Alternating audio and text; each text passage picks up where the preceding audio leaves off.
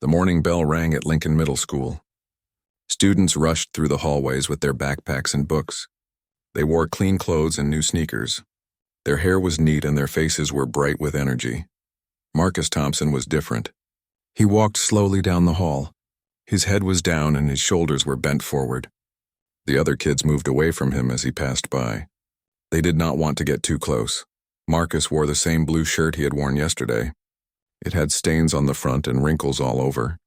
The shirt was too big for his thin body. It hung loose around his arms and chest. His jeans had holes in both knees. The edges were torn and dirty. His sneakers were falling apart. The rubber sole on his left shoe flapped when he walked. It made a small sound with each step. He carried an old backpack that was brown and worn out. Someone had fixed it with gray tape where it was ripped. The straps were frayed and one of the zippers was broken. Marcus held it carefully so nothing would fall out. Mrs. Henderson stood by her classroom door. She watched the students come in for first period. She had been teaching for 22 years. She knew what to look for in students. She could tell who would do well and who would cause problems. When Mrs. Henderson saw Marcus, she shook her head. Here was another problem student. She had seen many like him before. Kids who did not care about school. Kids whose parents did not care either. She made up her mind about Marcus before he even sat down. Marcus found his seat in the back row. He always sat there so people would not stare at him. The chair was old and wooden. It creaked when he sat down. He put his backpack on the floor next to his feet. He was very careful not to let it touch anyone else. The girl sitting next to him was named Sarah. She had long blonde hair and wore a pink dress. Her shoes were white and clean. When she saw Marcus sit down, she moved her chair away from him. She wrinkled her nose like she smelled something bad. "Gross," Sarah whispered to her friend Emma. "Why does he always look like that?" Emma turned to look at Marcus. She giggled quietly. "I know, right? Doesn't he have a washing machine at home?" Marcus heard them talking. His face got hot and red. He looked down at his desk and tried not to listen. This happened every day. The other kids always talked about him. They thought he could not hear them, but he could. Mrs. Henderson walked to the front of the class. She wore a neat black dress and high heels. Her hair was pulled back in a tight bun. She looked at all the students. Her eyes stopped on Marcus longer than the others. "Good morning, class," she said in a loud, clear voice. "Good morning, Mrs. Henderson," the students said back. Mrs. Henderson began to take attendance. She called out each name from her list. When she got to Marcus, she paused. She looked at him with a frown on her face. "Marcus Thompson," she said. "Here," Marcus said quietly. His voice was so soft that Mrs. Henderson almost did not hear him. "Speak up," Mrs. Henderson said. "I cannot hear you when you mumble." "Here," Marcus said again, a little louder this time. Mrs. Henderson made a mark on her paper. She did not look happy. She thought Marcus was being rude by speaking so quietly. She did not know that Marcus was just shy and scared. After attendance, Mrs. Henderson started the math lesson. She wrote numbers on the blackboard with white chalk. The numbers were big and neat. She explained how to solve the problems step by step. Marcus watched and listened. He did not take notes like the other students. His notebook was old and the pages were yellow. Some of the pages were torn out. He only had one pencil and it was very short. The eraser was gone and the metal part was bent. While Mrs. Henderson taught, Marcus began to feel sleepy. He had been awake very late the night before. He worked at the grocery store after school to help his mom pay for food. He did not get home until 11 o'clock. Then he had to do his homework by the light of a small lamp. Their electricity had been turned off because they could not pay the bill. Marcus tried to keep his eyes open, but they felt heavy. His head started to drop down toward his desk. Soon he was fast asleep. Mrs. Henderson noticed right away. She stopped talking and stared at Marcus. The whole class turned to look at him too. Some of the kids started to laugh. "Mr. Thompson," Mrs. Henderson said loudly. Marcus jumped up in his chair. He looked around with wide eyes. He did not know where he was for a second. "Were you sleeping in my class?" Mrs. Henderson asked. Her voice was angry. "No, ma'am," Marcus said. "I was just what?" Mrs. Henderson said. "Just being disrespectful? Just showing everyone that you do not care about your education?" Marcus did not know what to say. He could not tell her about his job or why he was so tired. He could not explain that he cared very much about school. It was the only good thing in his life. "I'm sorry," Marcus said. "Sorry is not enough," Mrs. Henderson said. "If you cannot stay awake in class, maybe you do not belong here." The other students stared at Marcus. Some of them felt bad for him, but most of them just thought he was weird. Marcus felt his face get hot again. He wanted to run out of the room, but he could not move. Mrs. Henderson went back to teaching. She wrote more numbers on the board. Marcus tried to pay attention, but he felt terrible. Everyone was still looking at him. He heard kids whispering about what had happened. When the bell rang for the end of class, Marcus quickly put his things in his backpack. He wanted to leave before anyone could talk to him. But as he walked toward the door, Mrs. Henderson called his name. "Marcus, wait," she said. Marcus stopped walking. The other students left the room, but he had to stay. Mrs. Henderson came over to him. She looked down at his clothes and his worn-out shoes. "Young man," she said, "you need to understand something. This is a place of learning. When you come to school looking like this and falling asleep in class, you are not showing respect. You are setting a bad example for the other students." Marcus looked at the floor. He did not know what to say. "Do you understand me?" Mrs. Henderson asked. "Yes, ma'am," Marcus said quietly. "Good. Now go to your next class and try to stay awake this time." Marcus left the room. He walked slowly down the hall to his next class. The other kids ran past him, talking and laughing with their friends. Marcus had no friends. He ate lunch alone every day. He went home alone after school. But Marcus had something the other kids did not know about. Something that made him special. Something that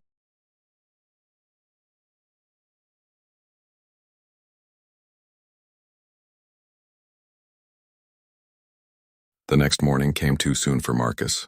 He had worked late again at the grocery store. His job was to clean the floors and take out the trash. It was hard work for a 12-year-old boy, but his family needed the money. Marcus put on the same blue shirt from yesterday. It was the only clean shirt he had. Well, it was not really clean, but it was the best he could do. His mom was working her second job and was not home to help him get ready for school. He walked to Lincoln Middle School like he did every day. His broken shoe made the same flapping sound. Other kids passed him on bikes and in cars with their parents. Marcus always walked alone. When he got to Mrs. Henderson's classroom, the morning announcements were just starting. The voice of Principal Johnson came through the speaker on the wall. "Good morning, Lincoln Middle School students," Principal Johnson said. "Today is Tuesday and we have several important announcements." Marcus sat in his usual seat in the back row. Sarah and Emma were already there. When they saw him, they moved their desks even further away from him than yesterday. He smells," Emma whispered, but not quietly enough. Marcus heard her. He smelled his shirt. Maybe it did smell a little bad. He had not been able to wash it because their washing machine was broken. His mom said they would fix it when they had money, but that might be a long time. Mrs. Henderson stood at the front of the room. She wore a different dress today, but it was just as neat and clean as yesterday. Her shoes were shiny black. Her hair was perfect. She looked at Marcus and frowned. The announcements continued. Principal Johnson talked about the school lunch menu and the football game on Friday. Mrs. Henderson was not really listening. She was thinking about Marcus and how he looked. She had been a teacher for a long time. She knew that students who came to school dirty and messy usually had problems at home, but she thought that was no excuse. Teachers should set a good example for their students, she thought to herself. And students should show respect by coming to school clean and ready to learn. When the announcements ended, Mrs. Henderson had an idea. She would teach Marcus and the whole class a lesson about respect and taking care of yourself. She would show them what was expected at Lincoln Middle School. "Class," Mrs. Henderson said in her loud, clear voice. "Before we start our lesson today, I want to talk about something important." The students all looked at her. They could tell by her tone that someone was in trouble. "Marcus Thompson," Mrs. Henderson said. "Please come to the front of the room." Marcus felt his stomach drop. Everyone turned to look at him. He did not want to go to the front, but he had no choice. He stood up slowly and walked between the desks. His broken shoe flapped with each step. The sound seemed very loud in the quiet room. When Marcus reached the front, Mrs. Henderson pointed to a spot right in front of her desk. "Stand there," she said. Marcus stood where she pointed. He could feel all the other kids staring at him. His face was getting hot and red. His hands were shaking a little bit. "Class," Mrs. Henderson said, "look at Marcus." What do you see? Some students raised their hands. Mrs. Henderson pointed to a boy named Jake. His clothes are dirty, Jake said. That's right, Mrs. Henderson said. What else? Emma raised her hand. His hair is messy. Yes, and what about his shoes? They're falling apart, Sarah said with a giggle. Mrs. Henderson nodded. Now, Marcus, I want you to tell the class why you think it's okay to come to school like this. Marcus opened his mouth, but no words came out. He could not tell them about his job or his broken washing machine or his mom working all the time. He could not explain that he only had 3 shirts and 2 pairs of pants. He could not say that his shoes were the only ones he had. I don't know, Marcus said quietly. Speak up, Mrs. Henderson said. The class cannot hear you when you mumble. I don't know, Marcus said louder. You don't know? Mrs. Henderson said. Well, let me help you understand. When you come to school looking like this, you are being disrespectful. You are showing that you don't care about your education. You are setting a bad example for your classmates. Marcus looked down at his feet. He wanted to disappear. Furthermore, Mrs. Henderson continued, when you fall asleep in class like you did yesterday, you are wasting everyone's time. You are taking attention away from students who want to learn. The other kids were very quiet. Some of them felt sorry for Marcus, but they were also glad it was not them standing at the front of the room. Now, Marcus, Mrs. Henderson said, what do you think your parents would say if they knew how you were behaving at school? Marcus's eyes filled with tears, but he tried not to cry. He could not tell her that his dad was gone and his mom was never home because she worked 3 jobs just to keep a roof over their heads. They would be disappointed, he said, because that was what Mrs. Henderson wanted to hear. I'm sure they would, Mrs. Henderson said. And do you know why they would be disappointed? Marcus shook his head. Because they are working hard to give you opportunities. They are probably making sacrifices so you can come to school and get an education. And this is how you show your appreciation? Mrs. Henderson walked around Marcus like he was on display. The whole class watched. Students, she said, I want you all to look at Marcus and remember this moment. This is what happens when you don't take pride in yourself. This is what happens when you don't show respect for your education. Marcus felt a tear roll down his cheek. He quickly wiped it away, but some of the kids saw it. Now, Marcus, Mrs. Henderson said, I want you to make a promise to this class. Promise that you will start taking better care of yourself. Promise that you will ask your parents to help you dress appropriately for school. Marcus nodded. He just wanted this to end. Say it out loud, Mrs. Henderson said. I promise, Marcus said. Promise what? I promise to take better care of myself and dress better for school. And will you stay awake in class? Yes, ma'am. Good. Now go back to your seat. Marcus walked back to his desk. Every step felt like it took forever. All the kids were still staring at him. Some of them looked sorry for him, but others were smiling like they thought it was funny. When Marcus sat down, he put his head on his desk. He felt sick to his stomach. He had never been so embarrassed in his whole life. Mrs. Henderson began the math lesson like nothing had happened. She wrote problems on the board and explained how to solve them. But Marcus could not pay attention. All he could think about was what had just happened. He heard kids whispering about him. That was so mean, one girl said. He probably deserved it. Another kid said, I felt bad for him. Someone else whispered, my mom would never let me come to school looking like that, Sarah said to Emma. Marcus tried to focus on the math problems, but the numbers on the board looked blurry. His eyes were still watery from trying not to cry. The rest of the class period went by very slowly. When the bell finally rang, Marcus quickly packed up his things. He wanted to leave before anyone could talk to him. But as he walked toward the door, Mrs. Henderson called out to the whole class. Remember what we learned today, students. Always take pride in your appearance. Always show respect for your education. And always think about how your actions affect others. Marcus hurried out of the room and down the hall. Behind him, he could hear kids talking about what had happened. Some of them were laughing. For the rest of the day, everywhere Marcus went, kids stared at him. Word had spread about what happened in Mrs. Henderson's class. Some students felt sorry for him. Others thought he deserved it. But everyone was talking about the boy who got yelled at for being dirty. Marcus ate lunch alone, like always. But today it felt worse because he knew everyone was watching him. He could barely eat his free school lunch. His stomach was still upset from the morning. When school ended, Marcus walked home by himself. He thought about what Mrs. Henderson had said. She was right that his clothes were dirty and his shoes were falling apart, but she did not understand why. She did not know that he was doing his best with what he had. That night, Marcus told his mom what happened. She was very tired from working all day, but when she heard the story, she started to cry. "I'm so sorry, baby," she said. "I wish I could give you better clothes. I wish I could be home to help you get ready for school." "It's okay, Mom," Marcus said. "It's not your fault." But deep down, Marcus felt angry. He was angry at Mrs. Henderson for embarrassing him. He was angry at the other kids for staring and laughing. Most of all, he was angry at himself for not being able to do anything about it. What Mrs. Henderson did not know was that Marcus was much smarter than she thought. What she also did not know was that her actions had hurt him deeply. And what would surprise her most was that despite everything that had happened, Marcus still loved learning. He still cared about school.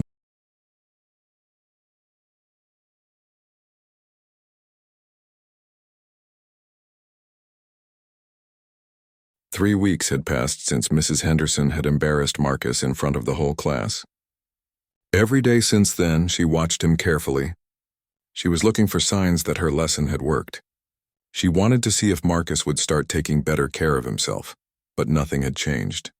Marcus still wore the same 3 shirts over and over again. His jeans still had holes in them. His broken shoe still made that flapping sound when he walked. If anything, Mrs. Henderson thought he looked worse than before. Marcus came to school every morning looking tired. His eyes were red and heavy. Sometimes he had dark circles under them. Mrs. Henderson thought this proved that Marcus and his family did not care about education. She thought they stayed up late watching TV or playing video games. The truth was very different. Marcus worked at the grocery store until 10 or 11 o'clock every night. When he got home, he had to help his little sister with her homework. Their mom was working her night job at the diner. After his sister went to bed, Marcus would do his own homework by the light of his small lamp. He usually did not get to sleep until 1 or 2 in the morning. Mrs. Henderson did not know any of this. All she saw was a boy who looked like he did not care. On Monday morning, Marcus fell asleep during the history lesson. Mrs. Henderson was talking about the American Revolution when she noticed his head was down on his desk. She stopped talking and stared at him. "Mr. Thompson," she said loudly. Marcus jerked his head up. He looked around with confused eyes. "This is the second time you've fallen asleep in my class," Mrs. Henderson said. "Do you think the American Revolution is boring?" "No, ma'am," Marcus said. "I'm sorry." Mrs. Henderson walked over to his desk. She looked down at him with angry eyes. "If you cannot stay awake in class, maybe you need to go to bed earlier at night," she said. "Maybe your parents need to set some rules about bedtime." Marcus nodded, but he did not say anything. How could he explain that he had to work to help pay for food and rent? How could he tell her that his mom worked 3 jobs and was never home to set bedtime rules? "I'm going to send a note home to your parents," Mrs. Henderson said. Again, Marcus felt his stomach sink. His mom would be so upset when she got another note from school. She was already worried about so many things. The last thing she needed was to think Marcus was causing trouble at school. That afternoon, Mrs. Henderson sat at her desk and wrote a letter to Marcus's parents. She had written several letters already, but no one had ever written back or called her. "Dear Mr. and Mrs. Thompson," she wrote, "I am writing to inform you that Marcus continues to have problems in class. He falls asleep during lessons and shows no interest in his education. His appearance is also unacceptable for a student at Lincoln Middle School. I strongly suggest that you take action to address these issues. Please contact me to discuss your son's future at this school." Mrs. Henderson sealed the letter in an envelope and gave it to Marcus at the end of class. "Make sure your parents read this," she said. Marcus took the letter and put it in his backpack. He knew his mom would be hurt when she read it. On Tuesday, Marcus fell asleep again. This time it was during science class. Mrs. Henderson was explaining how plants make food from sunlight. Marcus tried to keep his eyes open, but he had worked until midnight the night before. His head felt so heavy. Mrs. Henderson saw him sleeping and felt very angry. She had sent a letter home, but clearly it had not helped. She decided that Marcus was a lost cause. Some students just did not want to learn. But something strange happened that day during lunchtime.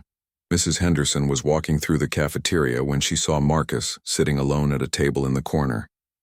He was not eating the free school lunch that was on his tray. Instead, he had a piece of paper in front of him and was writing on it with his short pencil. Mrs. Henderson was curious. She walked closer to see what Marcus was doing. When she got close enough, she was surprised by what she saw.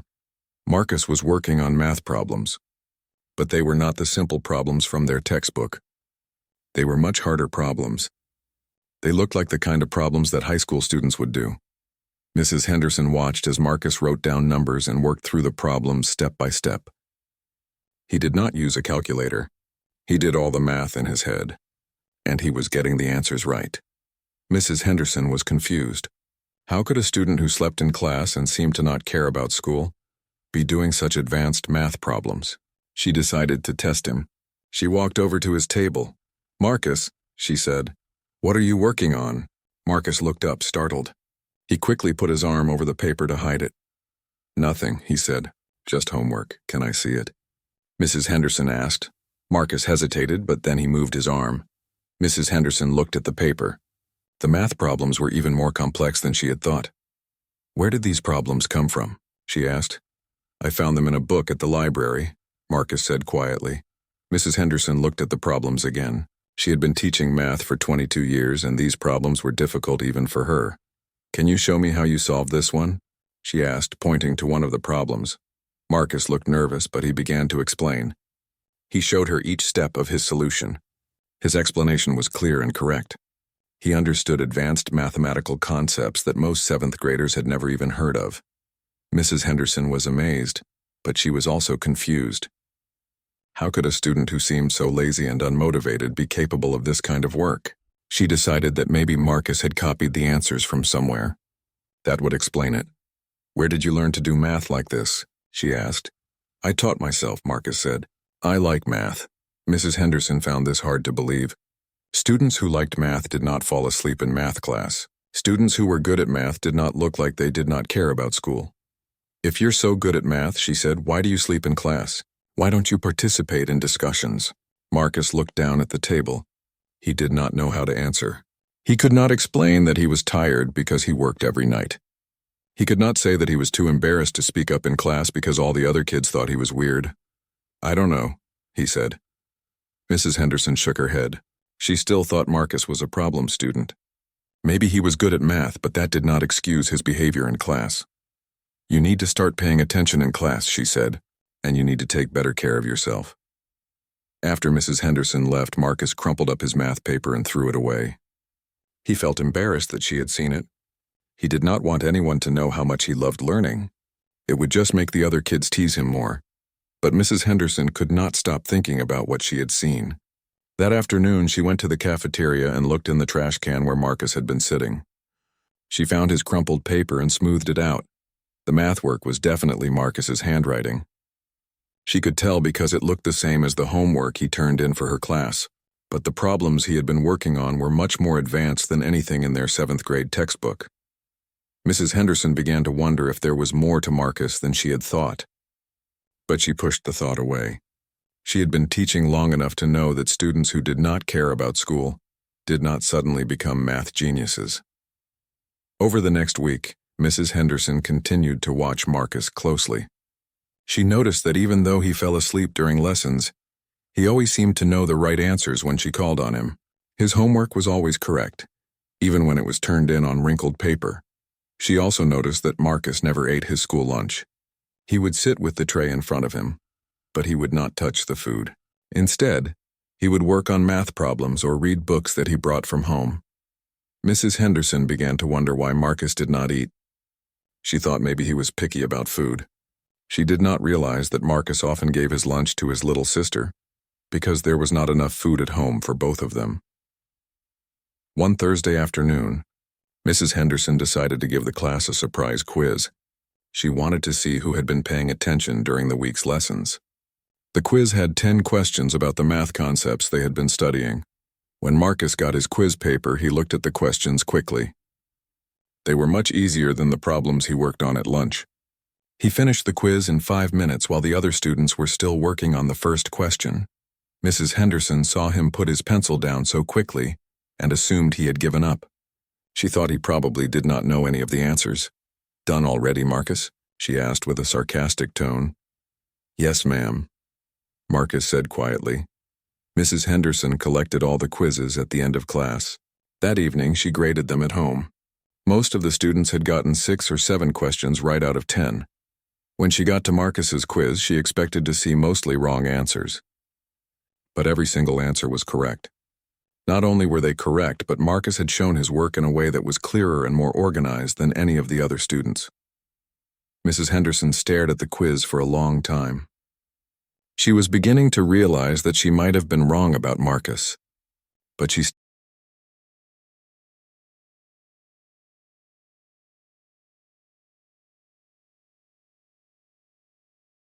Friday morning arrived with gray clouds and the promise of rain. Mrs. Henderson stood at the blackboard, preparing for what she thought would be a regular math class. She had no idea that this day would change everything she believed about Marcus Thompson. Marcus shuffled into the classroom, wearing his usual wrinkled shirt and torn jeans. His broken shoe made its familiar flapping sound. He took his seat in the back row just like every other day. But today felt different somehow. The air in the room seemed heavy, like the storm clouds outside. Mrs. Henderson had planned a special lesson for that day. She wanted to challenge her students with some difficult problems. She had been teaching the same curriculum for years, but lately she had been thinking that maybe her students needed to work harder. Maybe they were getting too comfortable with easy work. Good morning, class, Mrs. Henderson said. Today we're going to try something new. The students looked up at her with curious faces. They could tell by her tone that something different was going to happen.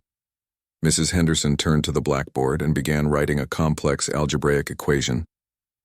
The numbers and letters filled up most of the board. When she finished, she stepped back and looked at her work.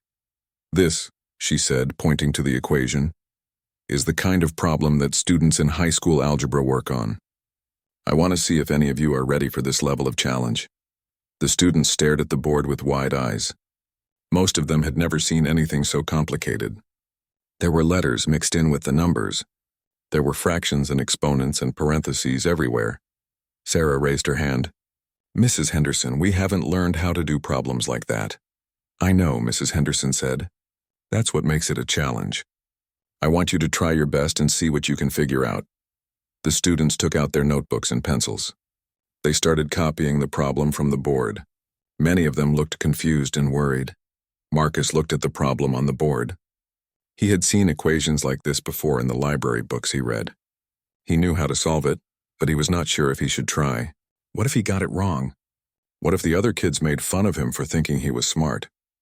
Mrs. Henderson walked around the room looking at what the students were doing. Most of them had copied the problem but were just staring at it. A few brave students had started to work, but they were making mistakes right from the beginning. Remember, Mrs. Henderson said, you need to follow the order of operations, and don't forget about the distributive property. The students nodded, but most of them still looked lost. These were concepts they had learned, but applying them to such a complex problem was very difficult. After 15 minutes, Mrs. Henderson could see that her students were struggling. Many of them had given up completely. Others were erasing their work over and over again. This is harder than I thought it would be, said Jake, throwing down his pencil. I can't even figure out where to start, said Emma.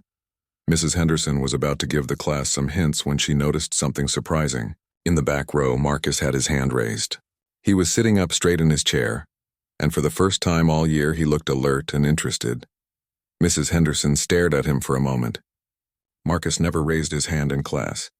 He never volunteered to answer questions. He usually looked like he was not paying attention at all. Yes, Marcus, she said, curious about what he wanted. I think I have the answer, Marcus said quietly. The whole class turned to look at him. Some of the students giggled. They could not believe that Marcus, who always looked messy and tired, thought he could solve a problem that none of them could figure out. Mrs. Henderson was skeptical too. She thought maybe Marcus was confused about what the problem was asking, or maybe he had just written down a random number. Okay, she said. What did you get? Marcus looked down at his paper. X equals 7 3/4. Mrs. Henderson felt her heart skip a beat. That was the correct answer. She had solved the problem herself that morning to make sure it was not too difficult. But how could Marcus have gotten it right? Are you sure? She asked. Yes, ma'am, Marcus said. Can you show us how you solved it? Marcus hesitated. He looked around at all the other students staring at him. He was not used to being the center of attention in a good way. I can try, he said. Mrs. Henderson gestured for him to come to the front of the room. Marcus stood up slowly and walked to the blackboard. His broken shoe flapped with each step, but for once he did not seem embarrassed by the sound. Marcus picked up the chalk with his thin fingers. He looked at the complex equation on the board and began to work. First, he said in a quiet voice, you have to distribute the 3 to everything inside the parentheses. He wrote out the first step on the board. His handwriting was neat and clear, even though his hand was shaking a little bit. Then you collect all the terms with X on one side and all the regular numbers on the other side. Marcus continued working through the problem step by step. Every move he made was correct. His explanation was clear and logical. He understood concepts that Mrs. Henderson had not even taught yet. The class watched in amazement. This was the same boy who fell asleep during lessons. The same boy who looked like he did not care about school. But here he was, solving a high school level problem like it was easy.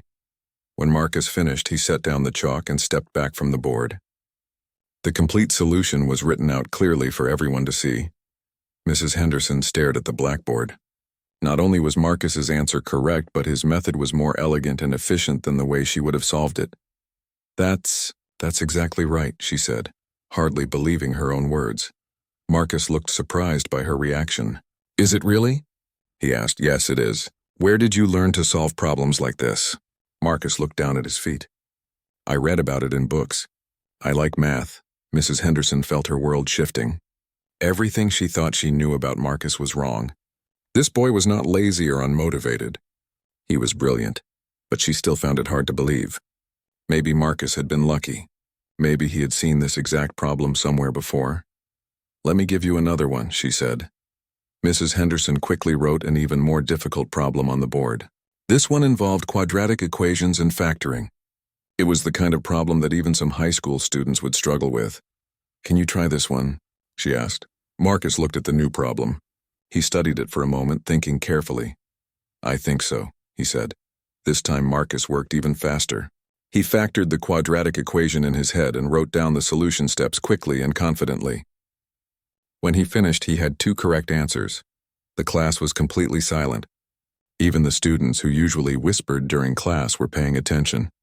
Mrs. Henderson checked his work. Once again, Marcus was completely correct. How long have you been able to do math like this? She asked. I don't know, Marcus said. A long time, I guess.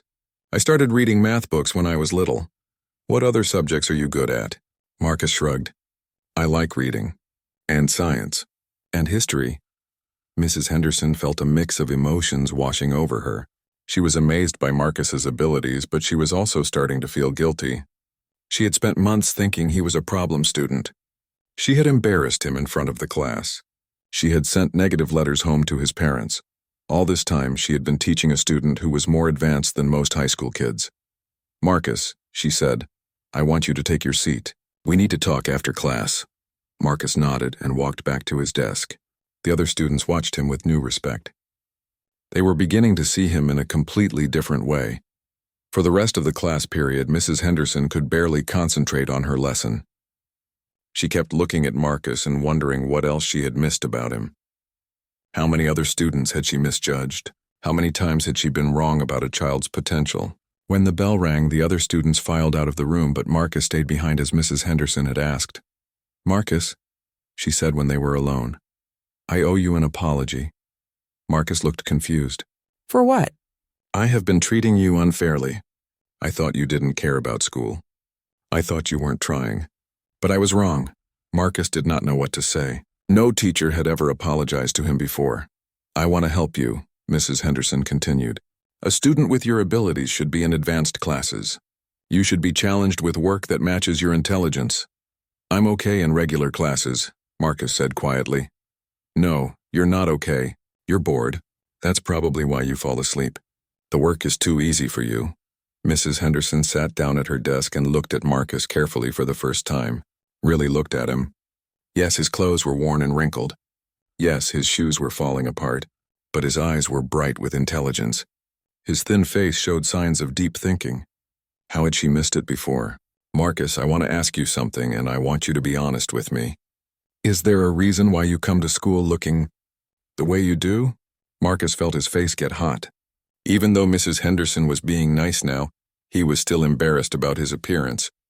My mom works a lot, he said carefully. And what about you? Do you have responsibilities at home?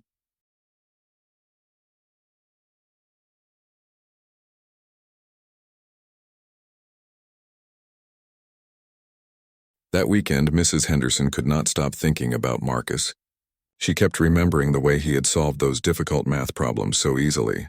She kept thinking about what he had told her about working at the grocery store.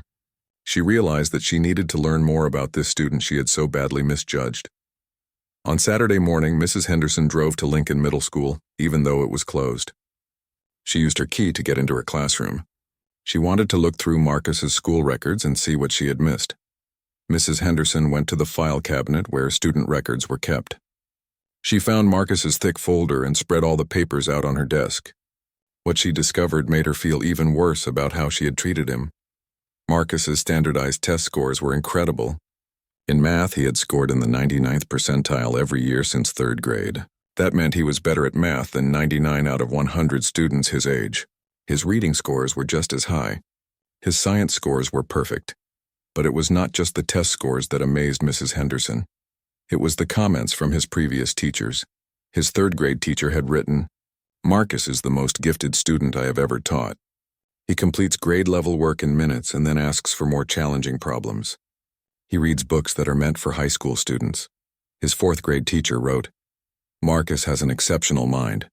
He understands complex concepts immediately and can explain them to other students. However, he is very quiet and shy. He seems to come from a difficult home situation." His 5th grade teacher noted, "Marcus's academic abilities are extraordinary, but I am concerned about his home life. He often appears tired and his clothes are not always clean. Despite this, his work is always perfect. He is reading at a college level and doing math problems that challenge even me." Mrs. Henderson read comment after comment from teachers who had recognized Marcus's brilliance. Every single teacher had noted his incredible intelligence. But every single teacher had also worried about his home situation. How had she missed all of this? How had she been so blind to what was right in front of her? Mrs. Henderson decided to call some of Marcus's former teachers. She wanted to hear directly from them about what they had observed. Mrs. Garcia had been Marcus's 5th grade teacher. When Mrs. Henderson called her at home, Mrs. Garcia was happy to talk about Marcus. "Oh, that sweet boy," Mrs. Garcia said. "Is he doing well in middle school?" Mrs. Henderson felt embarrassed to admit how she had treated Marcus, so she just said she was checking on his progress. "Marcus was one of the most remarkable students I ever had." Mrs. Garcia continued. "He was doing algebra in 5th grade. He was reading books about physics and chemistry. I used to give him high school textbooks to keep him busy when he finished his regular work." "What about his home situation?" Mrs. Henderson asked. Mrs. Garcia's voice became sad. "That poor child was carrying such a heavy load. His mother was working multiple jobs just to keep them housed and fed.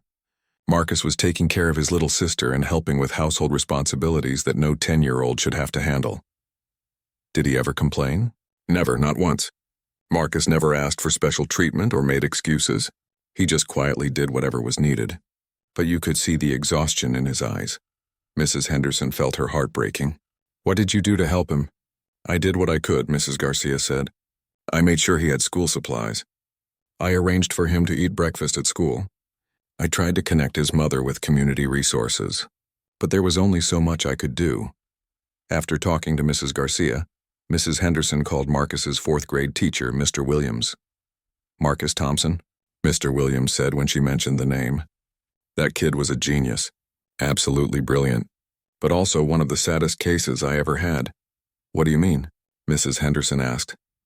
"Marcus had the mind of a scholar, but he was living in poverty," Mr. Williams explained. "He came to school hungry, tired, and wearing the same clothes over and over. But he never let it stop him from learning. That boy would read encyclopedias during recess while other kids played. Did his academic performance ever suffer because of his home situation? That's the amazing thing," Mr. Williams said. "Despite everything he was dealing with at home, his schoolwork was always perfect, always. Used to joke that Marcus could probably teach the class better than I. Could. Mrs. Henderson spent the rest of Saturday making phone calls and reading through Marcus's records. Every conversation with his former teachers told the same story. Marcus was extraordinarily intelligent, but he was also struggling with poverty and family responsibilities that no child should have to handle. On Sunday, Mrs. Henderson went to the public library. She wanted to see if Marcus really spent time there like he had mentioned. The librarian, Mrs. Chen, knew exactly who Marcus was. "Oh yes, Marcus comes here almost every day after work," Mrs. Chen said. "He's one of our most dedicated young patrons." "What does he do here?" Mrs. Henderson asked. "He reads everything he can get his hands on," Mrs. Chen said with a smile. "Math books, science journals, literature, history. Last week he was reading a book about quantum physics. The week before that, he was studying ancient civilizations." Mrs. Chen led Mrs. Henderson to a quiet corner of the library where several advanced textbooks were sitting on a table. "These are Marcus's books," she said. "He's working through a calculus textbook right now. He also checked out books about molecular biology and European history." Mrs. Henderson picked up the calculus book and flipped through it. The problems inside were more difficult than anything she had learned in college. "Has he ever asked for help with any of this material?" she asked. "Marcus figures everything out on his own," Mrs. Chen said. "Sometimes I see him writing in notebooks, working through problems or taking notes. He's incredibly self-motivated. I've never seen anything like it." "What time does he usually come here?" "He gets here around 8 o'clock at night after he finishes work. He stays until we close at 9. Then he walks home carrying a backpack full of books." Mrs. Henderson felt overwhelmed by what she was learning. Marcus was not just smart. He was self-educating at an advanced level while working a job and dealing with family responsibilities. And she had been punishing him for being tired and having wrinkled clothes. On Monday morning, Mrs. Henderson arrived at school early. She wanted to observe Marcus more carefully now that she understood his true abilities and situation. When Marcus walked into her classroom, Mrs. Henderson saw him with completely different eyes. Yes, his shirt was wrinkled and his shoes were falling apart, but she also noticed the intelligent way he observed everything around him. She saw how he quietly helped other students when they dropped their books or could not find their pencils. During the math lesson, Mrs. Henderson gave the class some practice problems to work on. While the other students struggled with the basic equations, she watched Marcus out of the corner of her eye. Marcus finished all 10 problems in less than 3 minutes. Then he took out one of his library books and began reading about advanced chemistry. Mrs. Henderson could see him taking notes in the margins. When she collected the practice worksheets at the end of class, every single one of Marcus's answers was correct. His work was neat and showed sophisticated problem-solving methods that went far beyond what she had taught. During lunch, Mrs. Henderson quietly followed Marcus to the cafeteria. She watched as he sat alone at his usual table in the corner. He did not eat his free school lunch. Instead, he opened a notebook and began working on math problems that looked like they came from a college textbook. Mrs. Henderson realized that Marcus was using his lunchtime to continue his education. While other students were socializing and playing, he was teaching himself advanced mathematics. That afternoon, Mrs. Henderson gave her class a surprise quiz on the week's lessons. She'd been teaching about fractions and decimals. The quiz was designed to be challenging for 7th grade students. When she graded the quizzes that evening, she was not surprised to find that Marcus had scored 100%. But what did surprise her was the way he had solved the problems. Instead of using the basic methods she had taught, Marcus had used more advanced techniques that made the work faster and more efficient. At the bottom of his quiz paper, Marcus had written a small note. "Mrs. Henderson, I noticed that problem number 7 could also be solved using algebraic substitution. Would you like me to show you?" Mrs. Henderson stared at the note for a long time. This student was offering to teach her new mathematical techniques, and she had been treating him like he was lazy and unmotivated. That night, Mrs. Henderson could not sleep. She kept thinking about all the signs she had missed. She thought about all the times Marcus had tried to participate, but had been too tired or too embarrassed.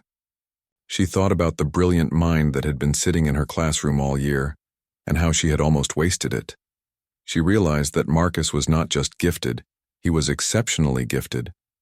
The kind of student that teachers dream of having in their classroom.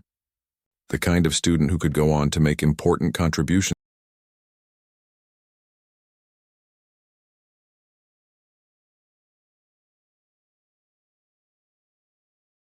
Tuesday afternoon, Mrs. Henderson made a decision that would change everything.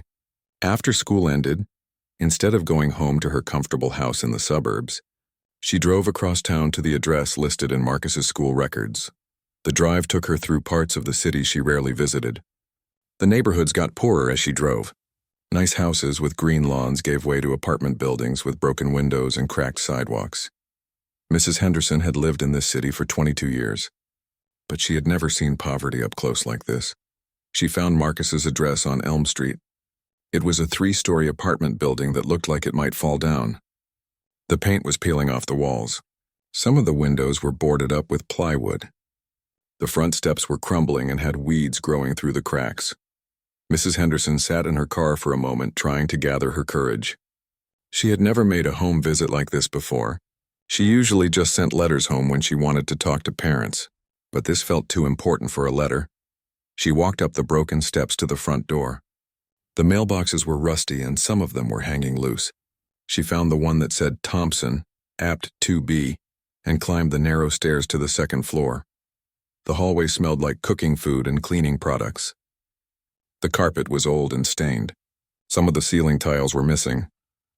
Mrs. Henderson found apartment 2B and knocked on the door. She heard footsteps inside. And then Marcus opened the door. His eyes went wide with surprise when he saw her. "Mrs. Henderson?" he said. "What are you doing here?" "Hello, Marcus.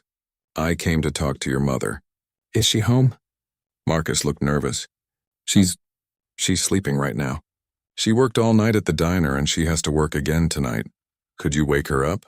This is important." Marcus hesitated, but then he nodded. "Come in," he said quietly.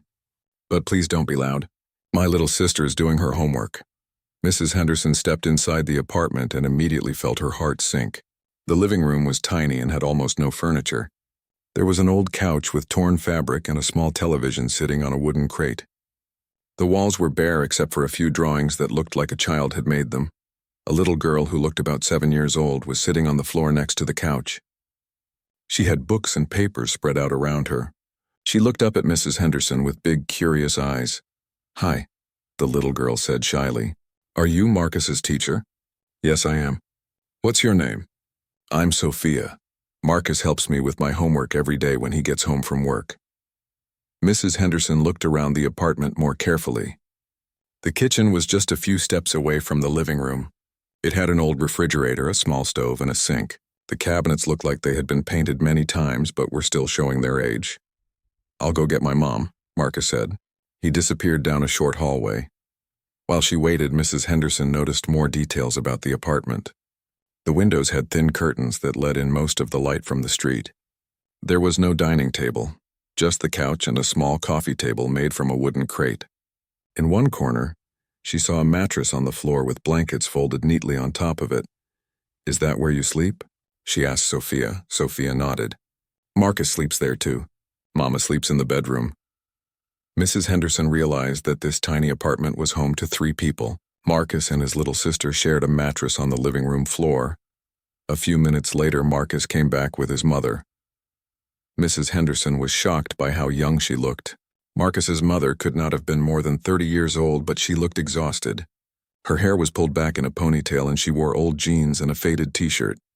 "I'm sorry," Marcus's mother said, rubbing her eyes.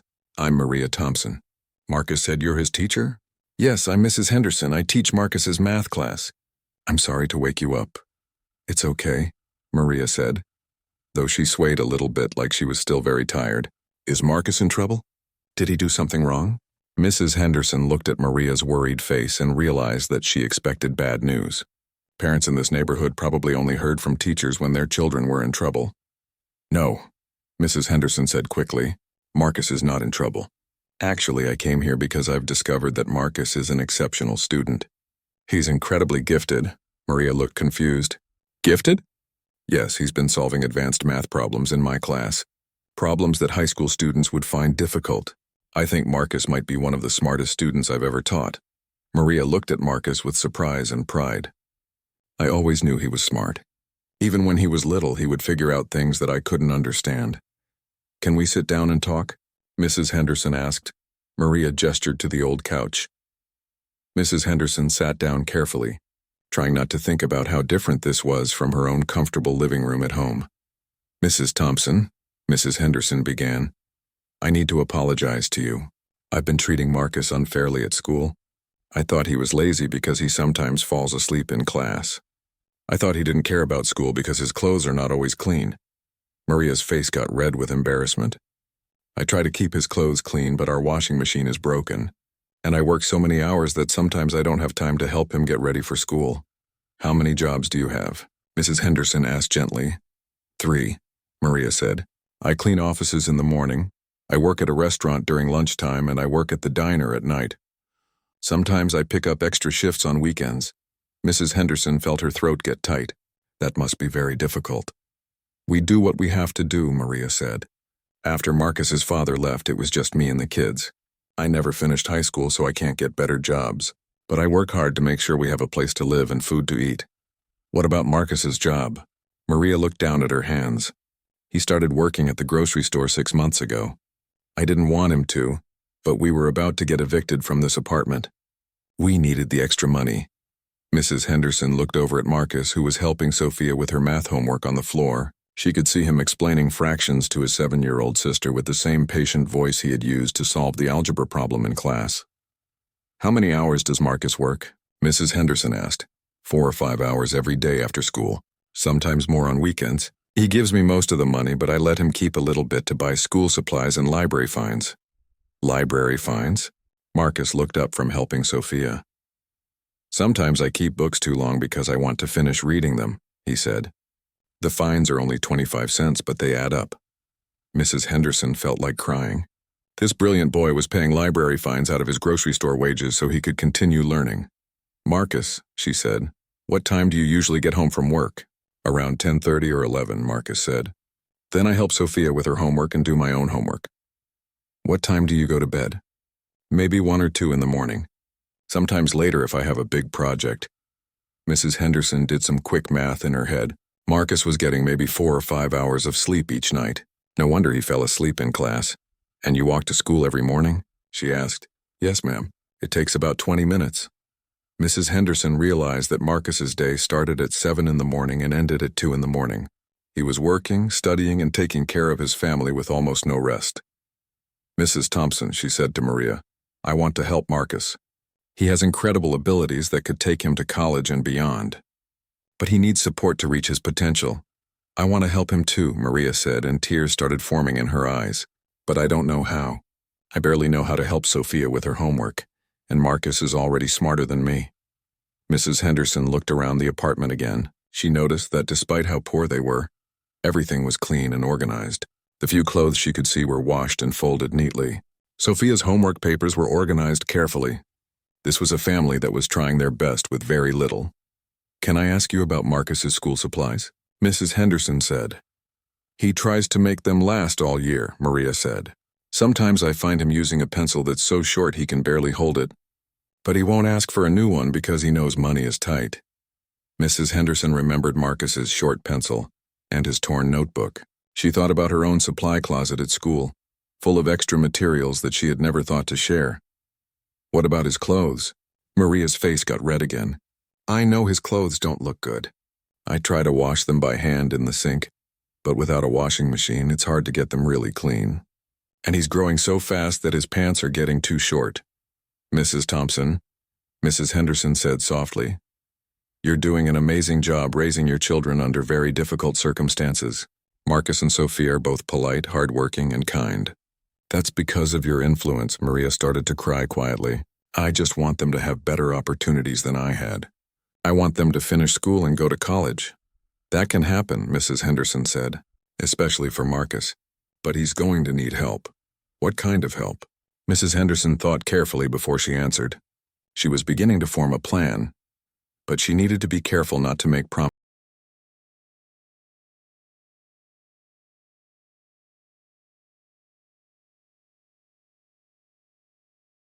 Wednesday morning came with a fresh feeling of hope. Mrs. Henderson arrived at school an hour early, her mind racing with plans to help Marcus. She had spent the entire night thinking about everything she had seen at his apartment. The image of that brilliant boy doing homework by lamplight on a mattress on the floor would not leave her mind. Mrs. Henderson's first stop was the guidance counselor's office. Ms. Rodriguez had been working at Lincoln Middle School for 15 years and knew about every resource available to help students. "I need to talk to you about Marcus Thompson," Mrs. Henderson said as soon as Ms. Rodriguez arrived. "Marcus Thompson?" Ms. Rodriguez looked surprised. "Isn't he one of your problem students? I remember getting some reports about him falling asleep in class." Mrs. Henderson felt her face get warm with shame. "I made a terrible mistake about Marcus. He's not a problem student. He's gifted, exceptionally gifted." She spent the next 30 minutes telling Ms. Rodriguez about Marcus's mathematical abilities, his advanced reading level, and his family situation. Ms. Rodriguez listened with growing amazement. "I had no idea," Ms. Rodriguez said. "His test scores are in our system, but sometimes those files don't get reviewed carefully enough." "You're right. These scores indicate genius-level intelligence. What can we do to help him?" Mrs. Henderson asked. Ms. Rodriguez pulled out several folders from her filing cabinet. "There are programs for gifted students, but most of them cost money. However, there are some scholarships available. There's also a mentorship program with the local university, where gifted middle school students can work with college professors." "What about his family's financial situation?"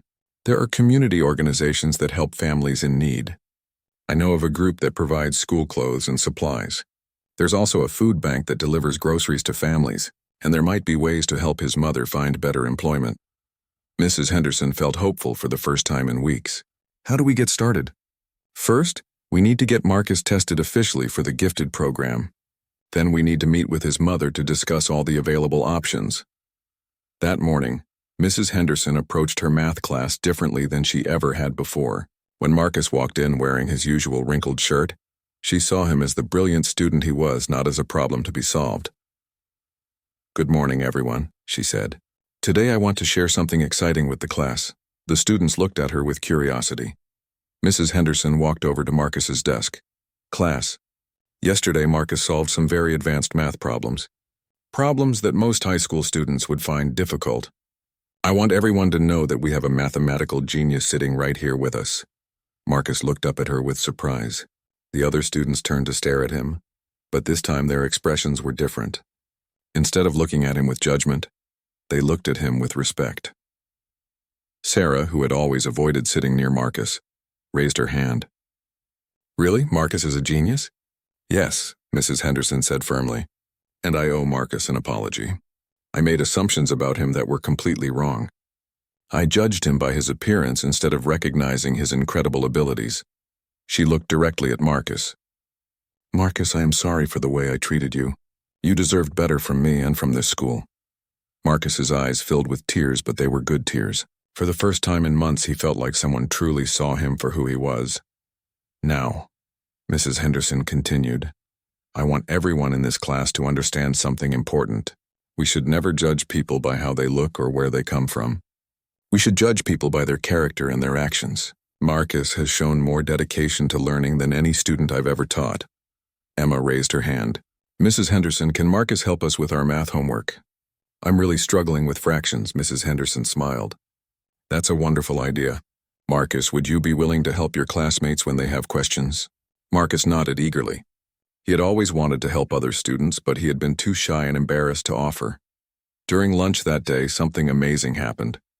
Instead of sitting alone in the corner, Marcus was surrounded by classmates who wanted his help with their homework. For the first time all year, he was not eating lunch by himself. Mrs. Henderson watched from across the cafeteria and felt her heart swell with pride and relief. That afternoon, Mrs. Henderson called Marcus's mother at work. "Mrs. Thompson, this is Mrs. Henderson, Marcus's teacher. I wanted to let you know that I've spoken with our guidance counselor about ways to help Marcus and your family." "Really?" Maria sounded hopeful but tired. "Yes, there are programs that can provide school supplies and clothes for Marcus. There are also food assistance programs and job training opportunities that might help you find better employment." "That sounds too good to be true," Maria said quietly. It's not too good to be true. You and your children deserve help. And Marcus deserves every opportunity to develop his incredible gifts. Mrs. Henderson arranged for Maria to come to school on Friday afternoon to meet with her and Ms. Rodriguez. She also contacted several community organizations to start the process of getting help for the Thompson family. By Thursday, word had spread throughout Lincoln Middle School about Marcus's mathematical abilities. Teachers who had never paid attention to him before were stopping by Mrs. Henderson's classroom to see the genius student for themselves. Mr. Peterson, the 8th grade algebra teacher, came to observe Marcus during math class. "I'd like to give him some problems from my algebra textbook," Mr. Peterson said to Mrs. Henderson. "Marcus, would you like to try some more advanced problems?" Mrs. Henderson asked. Marcus's face lit up. "Yes, please." Mr. Peterson wrote a complex algebraic equation on the board. It involved multiple variables and several steps. Marcus studied it for a moment and then raised his hand. "The answer is x equals -4 and y equals 7, he said. Mr. Peterson checked his work. Marcus was correct. "How long would it take you to teach him the rest of algebra?" Mrs. Henderson asked Mr. Peterson. "Based on what I just saw, maybe 2 weeks. This kid could probably handle calculus by the end of the year." Friday afternoon arrived, and Maria Thompson came to school for her meeting with Mrs. Henderson and Ms. Rodriguez. She wore her best dress, which was still old and faded, but she had tried to make herself look as presentable as possible. The meeting lasted 2 hours. By the end, Maria was crying tears of relief and gratitude. "We can get Marcus into the advanced math program immediately," Ms. Rodriguez explained. "He'll still be in regular classes for most subjects, but he'll go to high school for math class every day. The Community Care Foundation will provide school clothes and supplies," Mrs. Henderson added. "They'll also deliver groceries to your apartment once a week, so you'll have more money for other expenses. And there's a job training program at the community college," Ms. Rodriguez said. "You can learn computer skills or medical assistant training while still working part-time. It would help you get better jobs in the future." Maria wiped tears from her eyes. "I don't know how to thank you both." "You don't need to thank us," Mrs. Henderson said. "This is what we should have been doing all along." "What about Marcus's job at the grocery store?" Maria asked. "We still need that money. The University Mentorship Program provides a small scholarship," Ms. Rodriguez explained. "It's not much, but it might help replace some of Marcus's wages. And as you get better employment, you'll need his income less." That evening, Mrs. Henderson drove to Marcus's apartment to share the good news. When she knocked on the door, Marcus answered with a smile that she had never seen before. "Mrs. Henderson, come in. I was just helping Sophia with her reading." Inside the small apartment, Mrs. Henderson found Sophia curled up next to Marcus on the old couch, sounding out words from a picture book. "Marcus is the best teacher," Sophia said proudly. "He explains things so I can understand them." "Marcus," Mrs. Henderson said, "I have some exciting news to share with you and your mother." When Maria came out of the kitchen, Mrs. Henderson told them about all the programs and resources that would soon be available to help their family. Marcus's eyes grew wider with each piece of good news. "You mean I can take math classes at the high school?" Marcus asked. "Yes, and next year, if you're ready, you might even take some classes at the community college." "And we'll have clean clothes and school supplies?" Sophia asked. "Yes, sweetie, and food too." Maria sat down heavily on the couch, overwhelmed by everything that was happening. "I feel like I'm dreaming," she said. "For so long I've been working so hard just to keep us from losing our home. I never imagined that anyone would want to help us like this." "Mrs. Thompson," Mrs. Henderson said gently, "you've been doing an incredible job raising your children under very difficult circumstances. Marcus and Sophia are wonderful kids because you've taught them good values. Now it's time for the community to help you succeed." Over the next 2 weeks, amazing changes began to happen. The Community Care Foundation delivered boxes of clothes that actually fit Marcus and Sophia.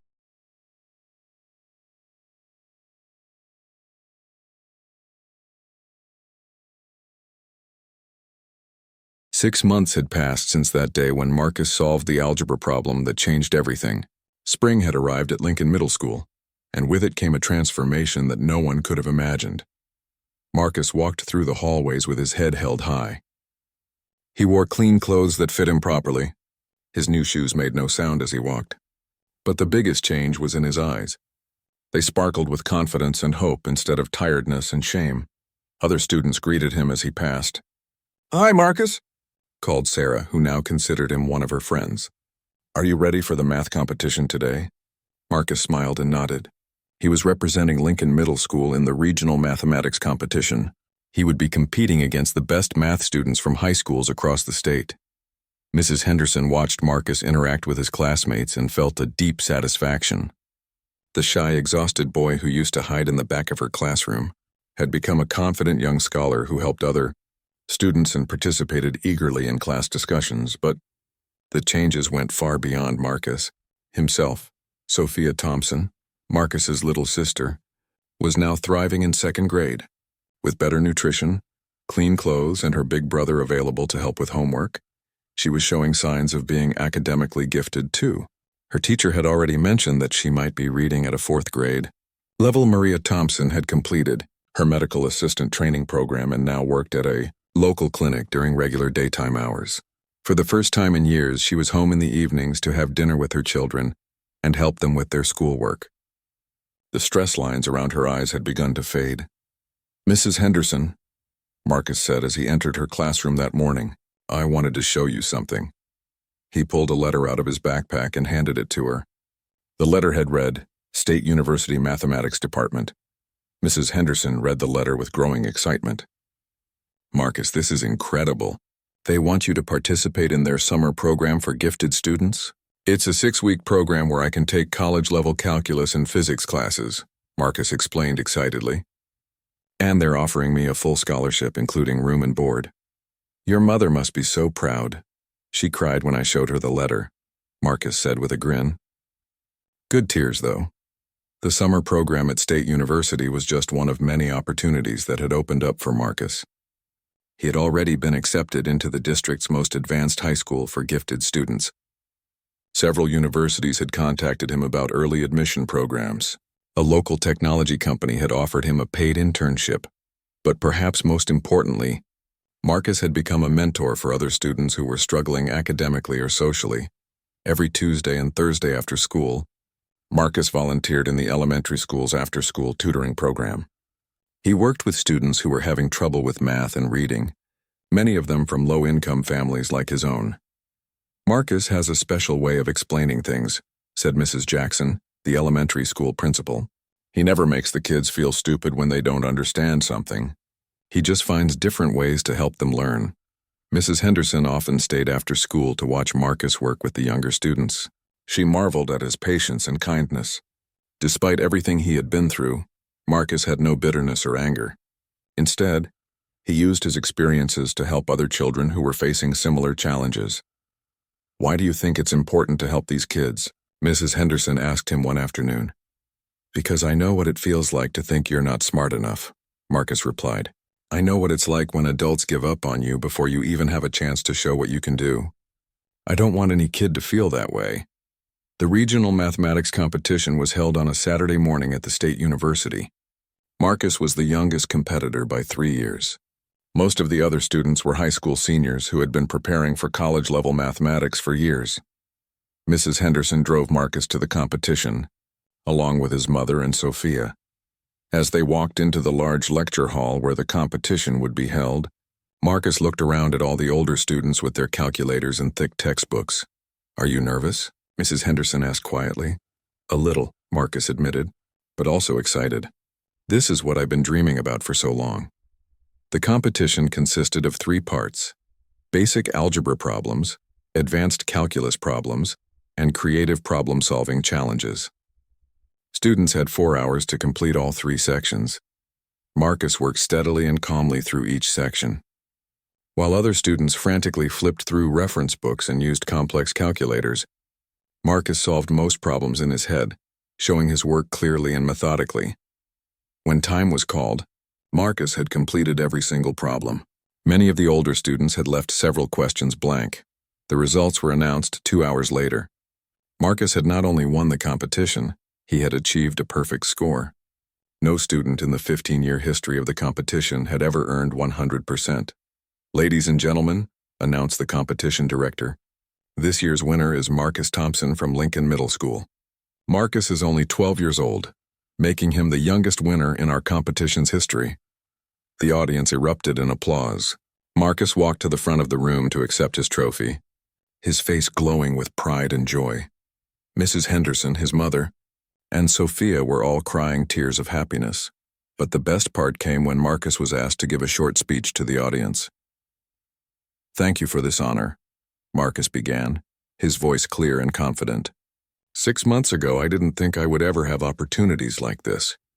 I want to thank my teacher, Mrs. Henderson, for seeing potential in me when I couldn't see it in myself." He looked directly at Mrs. Henderson in the audience. "Mrs. Henderson taught me that it doesn't matter where you come from or what your family situation is. What matters is how hard you're willing to work and how much you're willing to learn. She also taught me that everyone deserves a second chance, including teachers who make mistakes." Mrs. Henderson felt tears streaming down her face. The boy she had once humiliated in front of the class was now publicly thanking her and teaching others about forgiveness and second chances. "I also want to thank my mom," Marcus continued, "for working so hard to take care of our family, and for always believing that education was important even when we didn't have much money." Maria Thompson was sobbing with pride. Her son, who had once seemed destined for a life of struggle and poverty, was now being recognized as one of the brightest young minds in the state. "Finally," Marcus said, "I want to say something to any young people who might be watching this.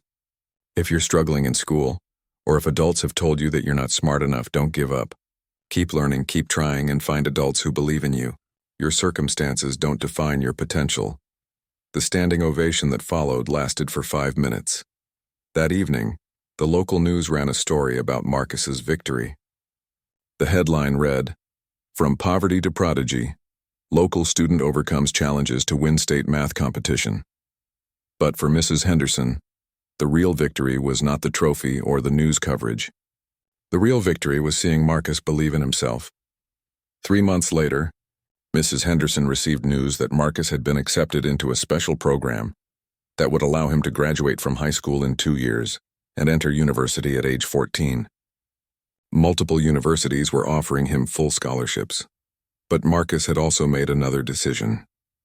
He wanted to return to Lincoln Middle School one day as a teacher, to help other students who might be overlooked or underestimated.